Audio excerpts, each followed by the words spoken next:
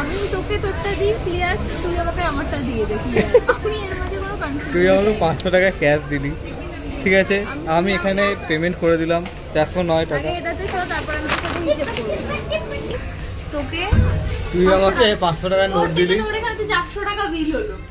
এখানে আমার 409 টাকা বিল হলো, তুই আমাকে 500 টাকা ক্যাশ দিয়েছিলি, আমি তোকে আবার এই 500 টাকাটা দিয়ে দিচ্ছি, আমি তো 500 টাকা এমনি তোকে দিতাম।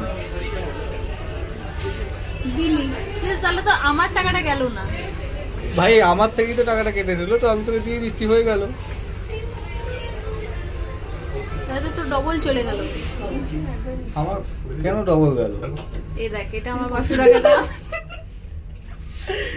তুই আমি একটা কথা বলবো, আমারটা আমার টাকায় দে, তোরটা তোর টাকায় আমি দিয়ে দিলাম আমারটা, তোকে তো আর দিতে হলো না, তোকে তো আর দিতে হলো না। এই ফার্স্ট ফ্লোরে তো নামবো না, পাস করে না, গ্রাউন্ড করে না। আমি তোকে এখানে এটা